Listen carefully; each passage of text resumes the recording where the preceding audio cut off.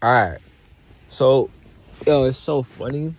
I just watched a video where young Pharaoh talks about something that I've experienced and that um I've seen and have been able to sense in other people. And I was like, and I now it's something also that's been showing up in my mind lately. And I guess it's just this is like the spiritual realm trying to get me to talk about it. There's this thing where, and I actually talked about this in something else, but we have the mind, we have the body, we have the soul, and we have the spirit. Now, I always used to be confused on what the fuck is the difference between a soul and a spirit. And I realize now that I heard a video on Bobby Hemmett and what he said resonated. He basically said the spirit, everything that's alive has a spirit. Everything. So if it's animated, if it's like, you know what I'm saying, it move, he was like animals, whatever. He was like, whatever. I've been waiting on this email all day and I just got it. He was like, whatever is alive has a spirit. But he was like, not everything has a soul. So basically that just makes like zombies. So you have people who look alive and they're functioning, they're animated, that's the spirit. But if they don't have no soul, they won't be conscious. They won't be like, I don't even want to say conscious because conscious isn't enough. It's like a it's like a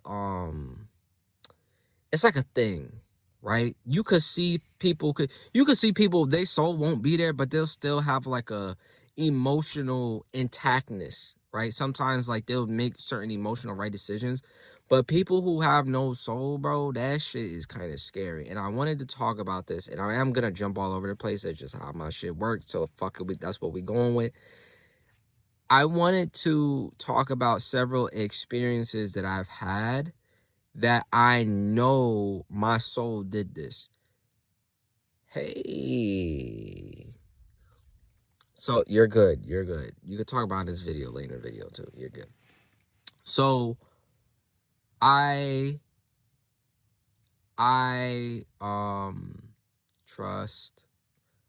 Oh, okay. When I was a kid, there are several things that I experienced, and even as a teenager and adult, there are several things that I experienced in my life that I felt my soul start to be like, nah, bruh.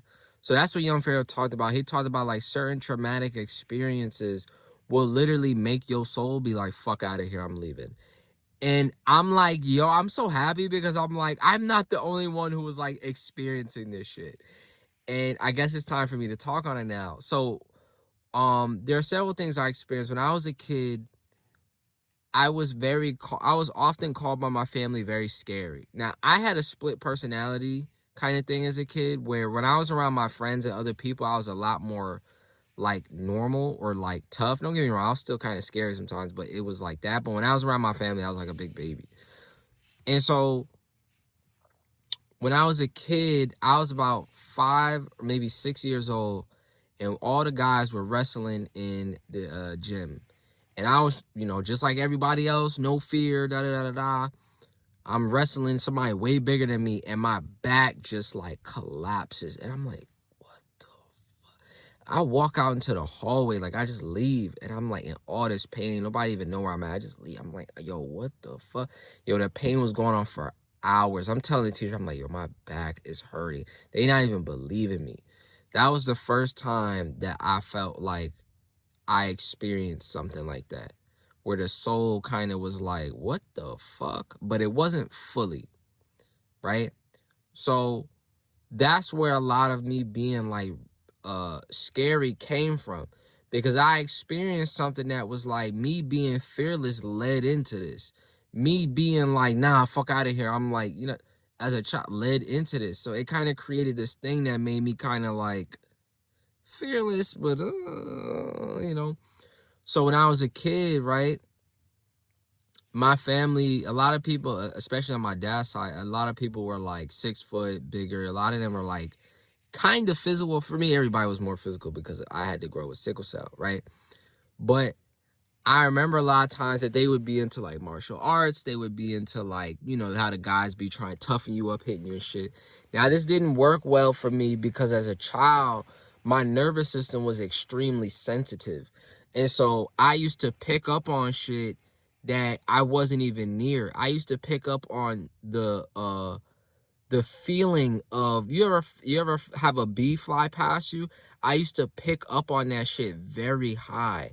Like it was insane, and I couldn't sit still because of it, because it was like it was feeling it as if like I could feel the buzzing of it. Like it was insane and it was crazy. And so I um I didn't like a lot of physical contact. I didn't like people touching me. I didn't like people getting aggressive with me. I didn't like these things. I didn't know how to handle it. So I remember one time, I remember this as a child. This is the memory that has been popping up, that I kept popping up, and I'm supposed to be talking about it.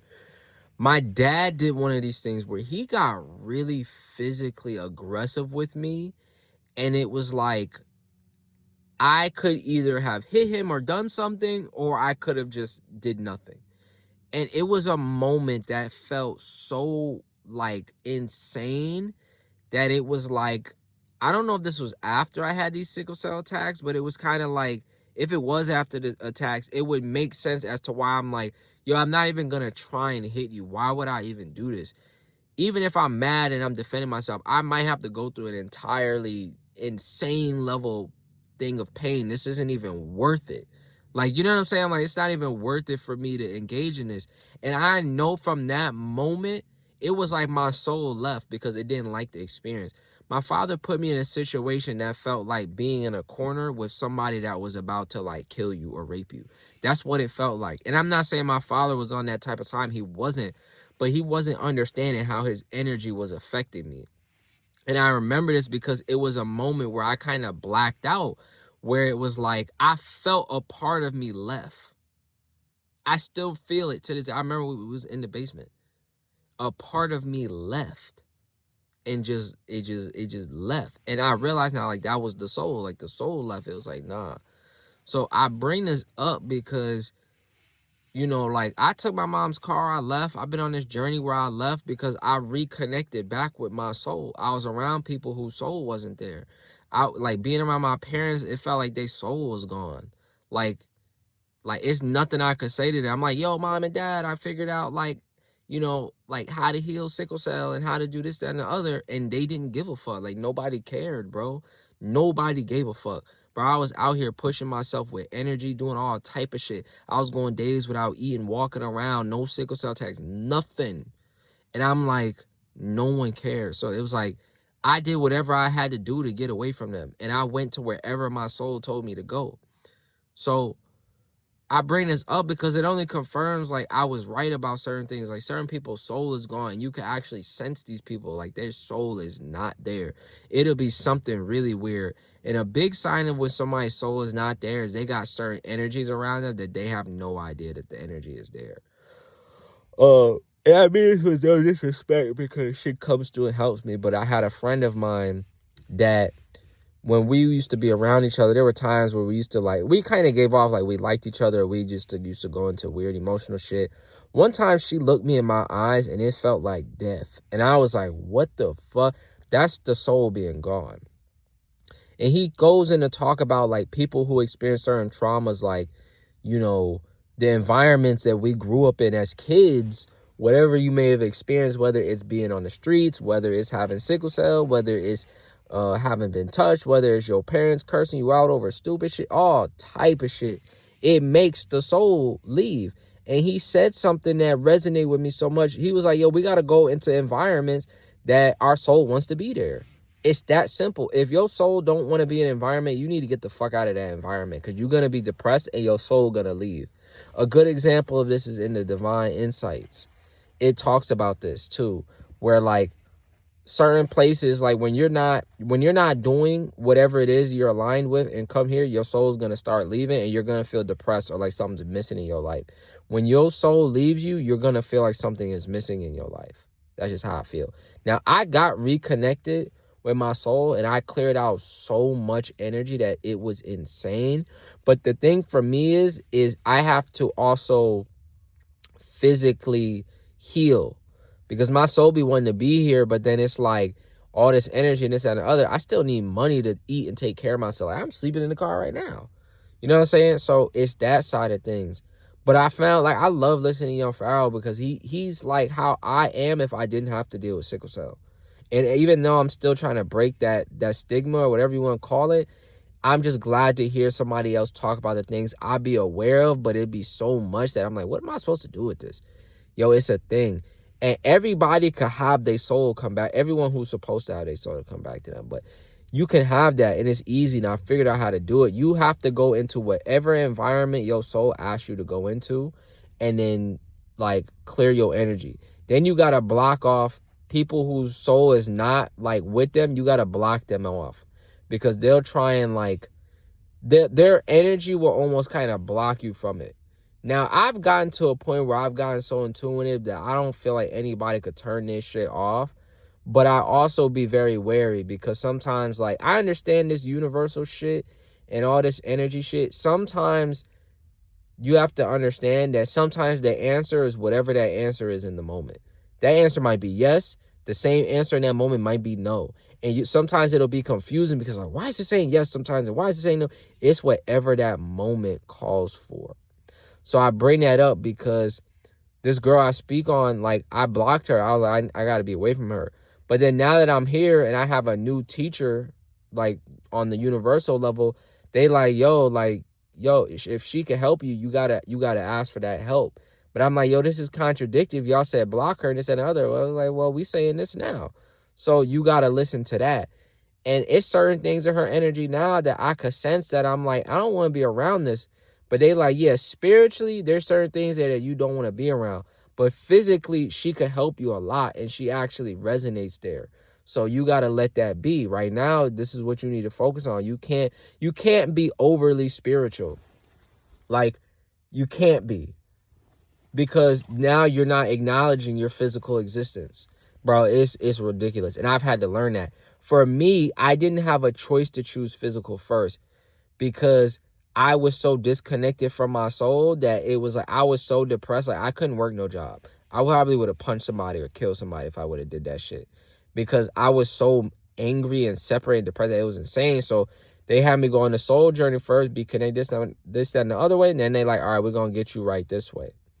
So I think it was really important to listen to that Young Pharaoh video because it was like, yo, that kept ringing on my mind. Like, you know, but so you gotta be around people who are intact with their soul. And I'm also realizing you gotta be around people that stimulate different chakras, and you're gonna have people that stimulate different chakras.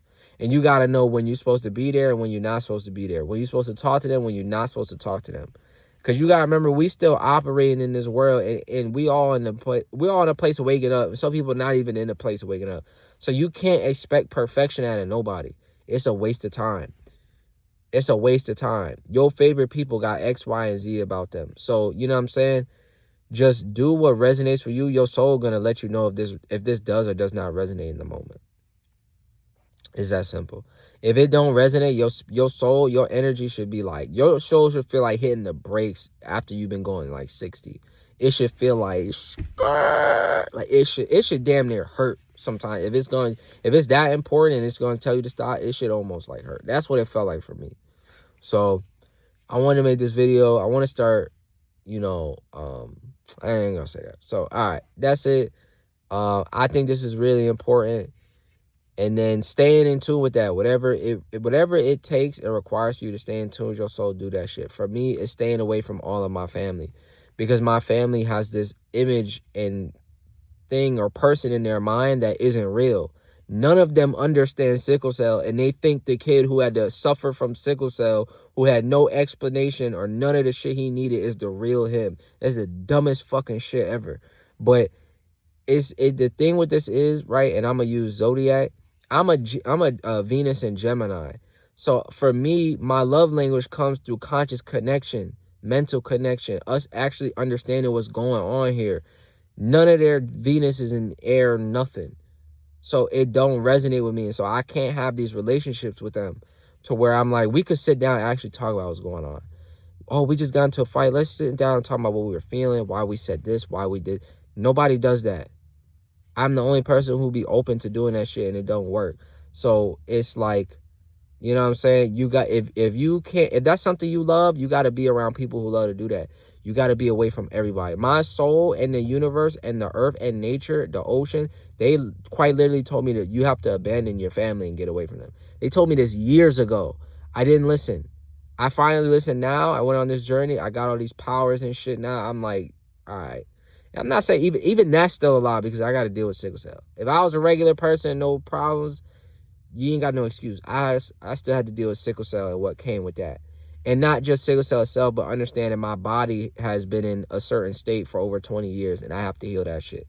So, you know what I'm saying? Do whatever it is you need to do. Listen to your soul and don't give a fuck about where nobody's at, no one's doing. We all have our own blueprint that the soul has access to that knows what we need to do and not do. And all you have to do is follow that shit to the best of your ability. So, all right, yeah. Peace, peace, peace.